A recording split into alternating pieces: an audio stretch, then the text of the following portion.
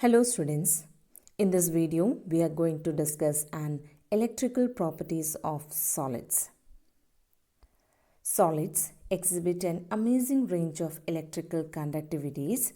So in this video we are going to discuss the following points of solids, that is types of solids on the basis of electrical conductivities, which is classified the solid as conductors, semiconductors and insulators. We need to discuss the mechanism of electrical conduction and the type of conduction, that is intrinsic and extrinsic conduction. So let us first classify the solids on the basis of electrical properties. It is classified as conductors, insulators and semiconductors. You are already familiar with these terms. Let us recall the points related to these. First, conductors. Any material that allows electrical current to pass through it is called as conductor. The very good example for conductors are the metals, because metals conduct electricity in the solid as well as in the molten state. The conductivity of metals depend upon the number of valence electrons available per atom. So here we can write down the examples for conductors, that is the examples copper, aluminium, steel. So any metal we can name it as they are conductors because they conduct the electricity in the solid as well as in the molten state. The next point, that is insulators. Insulators are the solids which do not allow the passage of electric current through them. These are called as insulators. The examples of insulators are wood, plastics, rubber, sulfur, etc. We are quite familiar with this word insulators, which does not allow the passage of electric current through them. So these are the examples of insulators. The next is the semiconductors. The solids which conduct the electricity but its conductivity lies between the conductors and the insulators are called as semiconductors. Examples are silicon and germanium. So semiconductors plays a very important role that we need to discuss in this video itself.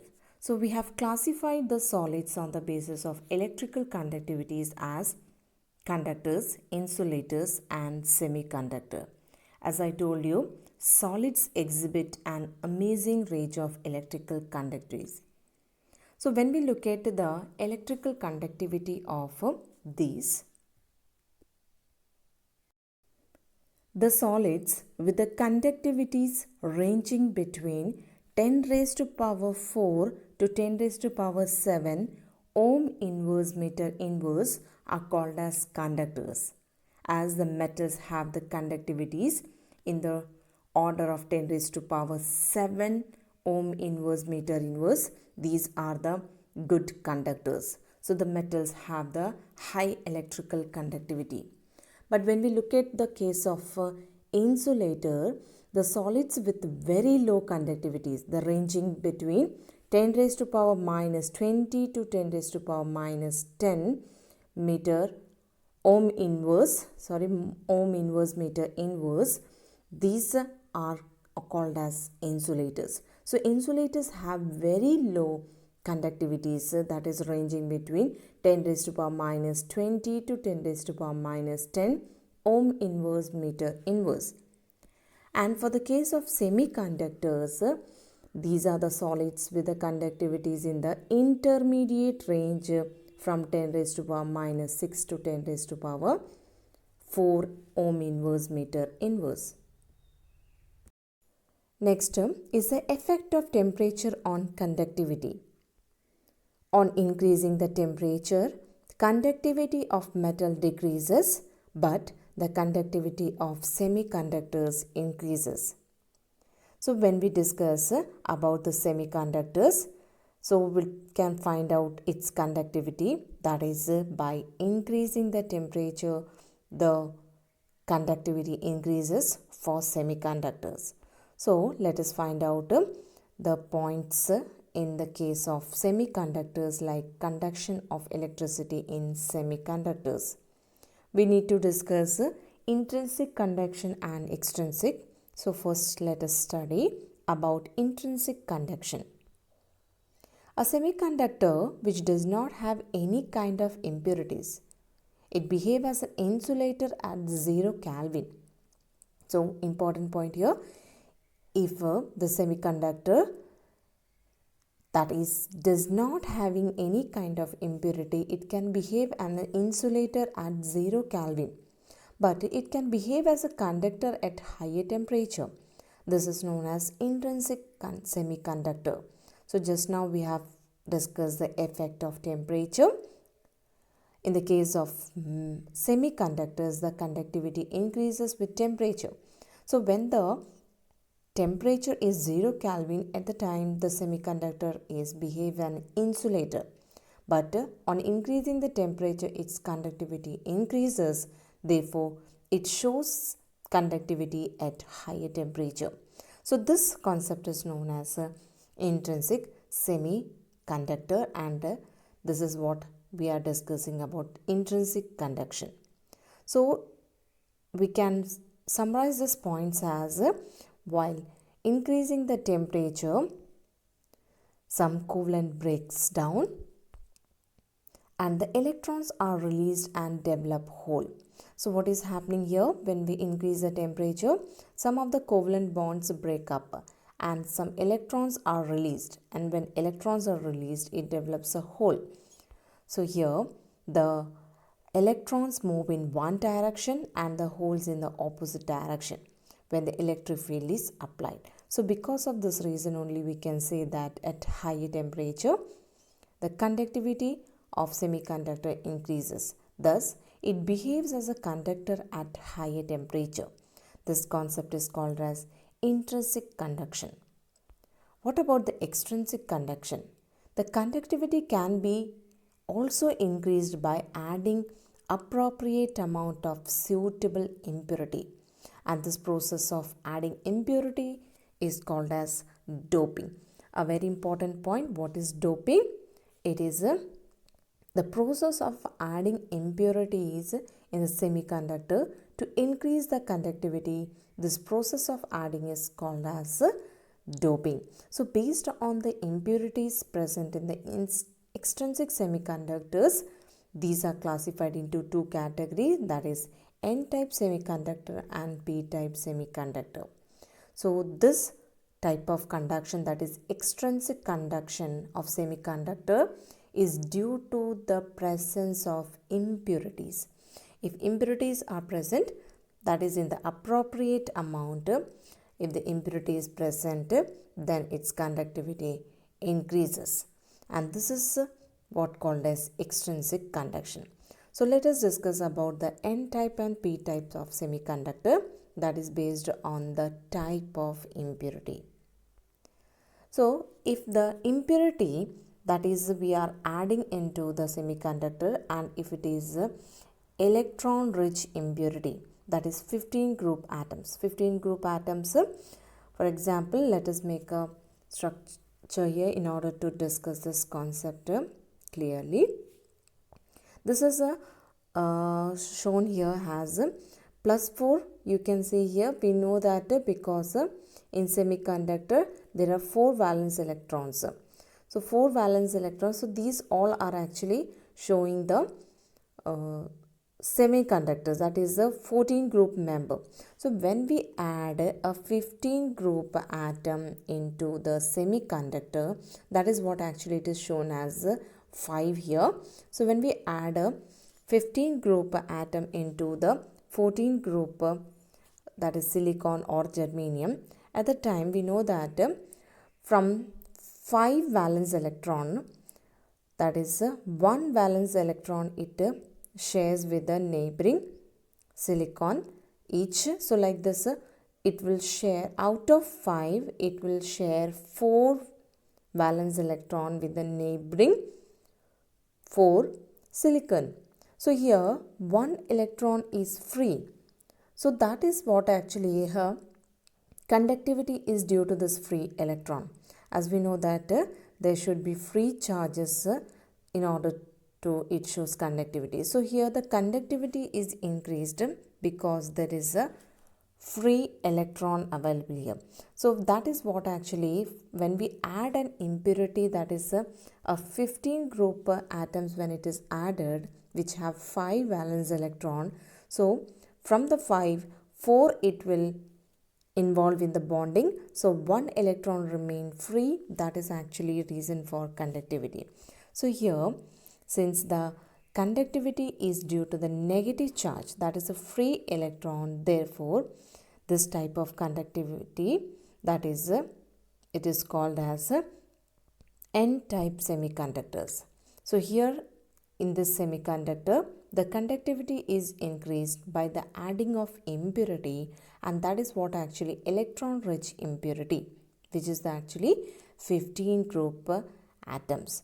So here there will be a free electron, and here the conductivity is due to the negative charge because electrons are negative charge, therefore it is called as N-type. N-type, that is the conductivity is due to negative charge, that's why N-type. So this is called as N-type semiconductor. But on the other hand, if we add the impurity, that is electron deficient impurity, that is the group 13 atom when we add it. So when we make the structure here, it will be in this way. So as we have already made for the N-type, here we are adding an impurity, that is electron deficient impurity, that is a 13 group. So you can see here all these are actually semiconductors. Silicon, we can say silicon or germanium, which have 4 valence electron. Now when we have added the impurity, that is actually 13 group atom. So like here valence electron will be 3. So 3 valence electrons are there. So these 3 electrons will be involved in the bonding with the neighboring 3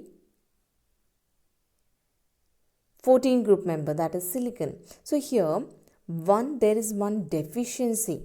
You can see here there is one deficiency of electron in order to form bond with the 4th silicon. So here that is actually the deficiency of electron, here it is there, that is nothing but we can call it as a hole. So hole here, that is actually that you can represent here as a hole here. There is a one deficiency of electron in order to form the bond with a neighboring silicon. So that is what actually we can say that it represents a hole, and that is actually is positively charged because there is a deficiency of their electron. So here the conductivity is due to the positive charge, that is due to the hole. Here the conductivity is due to the hole, therefore it is called as P-type semiconductors. So just now we have discussed the 2 type of semiconductor depending upon the impurity which is added. If 13 group atom is added as an impurity, then this type of semiconductor is called as P-type, and if we add 15 group atoms as an impurity, then this type of semiconductor is called as N-type. So we have discussed N-type of semiconductor and P-type of semiconductor. Now we'll be discussing the mechanism of electrical conduction, that is nothing but called as a band model. So just now we have discussed the case of metals which have high electrical conductivity, that is in the molten state as well as in the solid state. So the conductivity of metals actually depend upon the number of valence electron available per atom.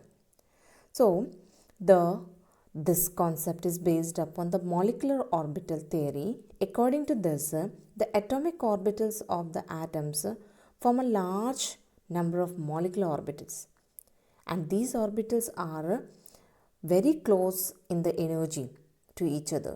Therefore, they all together represent a band. So, what is actually band? The molecular orbitals, large number of molecular orbitals. For example, I am making the large number of molecular orbitals and these have nearly closer in the energy. So, all together these we can represent as a band. So, this can be represented as a band. So, what is a band here? According to this theory, atomic orbitals of the atoms form a large number of molecular orbitals, and these orbitals are so close in energy to each other. So, all together they can form a band. So, here two types of bands are there that we need to discuss here, that is valence band and conduction band. In this model, the two bands are explained in such a way. Valence band, that is the outermost filled energy band, that is the outermost filled energy band, which is called as a valence band.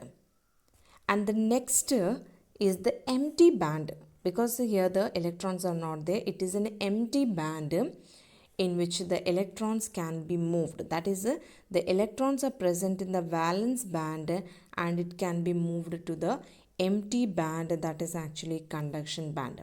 So once again I will explain what is the two bands which is discussed here, that is valence band and conduction band. The outermost filled energy band, that is actually electrons are present in this, that is actually valence band, electrons are present here. And the higher energy band, that is actually called as conduction band. Electrons are not present, this is empty band, electrons are not present, but the electron can be moved from valence band to the conduction band. And this is actually an energy level diagram. Energy level diagram means the bottom one band have a lower energy and the top one have higher energy. So here the valence band is actually filled band because valence electrons are there in this band, and the conduction band is actually next, or we can say higher energy band, and the electrons are not present here, but the electrons can be moved from the valence band to the conduction band. And when you look at here, because it is an energy level diagram, so you can find out that between the two bands, that is valence band and conduction band, between these a space is there. This space is called as the energy gaps. This is called as energy gap, that is a forbidden energy gap, or we can call it as a forbidden zone. This is an energy gap or the forbidden zone. So depending upon the forbidden energy gap, we can classify the solids as conductor, insulators and semiconductors. So let us discuss this band model for the case of conductors. So in the case of conductors, when we make the energy level diagram, that is a bond according to bond model, we can see that the two bonds, that is the valence band and the two bands, that is a valence band and conduction band, are closely, that means they are nearly overlapping. They have an overlapping region. That means the forbidden energy gap is very less. We can say that nearly these two bands are overlapping. So the energy level diagram of the conductor shows that overlapped valence and conduction band. So because here these two bands are nearly overlapping, therefore the electron can be easily moved to the conduction band. Therefore they have a greater conductivity because the energy gap is very less. Therefore they have larger electrical conductivity. So the energy level diagram of conductor that shows the overlapped valence and conduction band, thus having large electrical conductivity because electron can be easily moved from the valence band to the conduction band, since here there is a overlap. That's why if this band is partially filled or it overlap with the higher energy unoccupied conduction band, the electron can be easily undergo an applied electric field and the metal shows higher conductivity. So the electrons can easily flow under the applied electric field. That's why they show higher conductivity. So when we talk about the case of a semiconductor, in the case of semiconductor, when we look at the energy level diagram, it shows that there is a small gap, that is a small forbidden energy gap is here. So this gap is actually small energy gap between the valence and the conduction band. Therefore, its conductivity is intermediate. But in the case of insulator, when you look at the energy level diagram, it shows that there is a large energy gap. That is, a forbidden energy gap is large between the valence band and conduction band. So because of this reason only, as the energy gap is large, it is quite difficult for the electron to move from the valence band to the conduction band. That's why its conductivity is low. So when we compare the band model, the energy diagram for these three, that is for insulators, semiconductors and conductors, when you look at here in the case of conductors, these two bands are overlapping, therefore electron can be easily moved to the conduction band from the valence band. But here there is a small energy gap, therefore the electron can be moved but in less compared to the conductor. But in the case of insulator, there is a large energy gap, therefore it is quite difficult for the electron to move to the conduction band. So on the basis of this only, on the basis of the energy gap, we can classify these as conductors, semiconductors and insulators. The electrical conductivity is explained on the basis of this model. So let us write the conclusion related to this model, that is a bond model. The separation of the valence and the conduction bands determines the electrical properties of the material. That is, actually we have discussed what is the separation between them, that is the energy gap determines the electrical property of the material.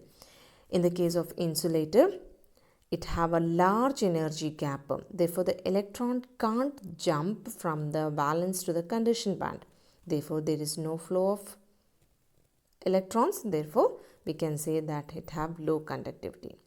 But in the case of conductors, the very good example, metals, they have very small, or we can say nearly the two bands are coincide, or we can say overlapping, or we can say very small energy gap.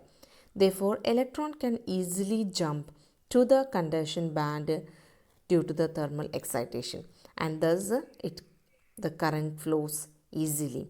But in the case of a semiconductor, there is a moderate energy gap. Therefore, only few electrons can jump to the conduction band, leaving the hole. So here there is a little current can flow. So on the basis of the separation of the valence and the conduction band, we can classify if there is large energy gap, then it is called as insulator. If there is very small energy gap, or we can say nearly the two bands are overlapping, then it is called as conductor. And if there is a moderate energy gap, then it is called as semiconductors. So here we have discussed about the band model, that is actually mechanism of electrical conduction, that is discussed in terms of band model. So here we discussed the electrical properties of solid. On the basis of electrical conductivity, solids are classified as conductors, insulators and semiconductors. We also discussed about the extrinsic and intrinsic conduction, and we also discussed about the mechanism of electrical conduction. So this is all about this video. Have a nice day.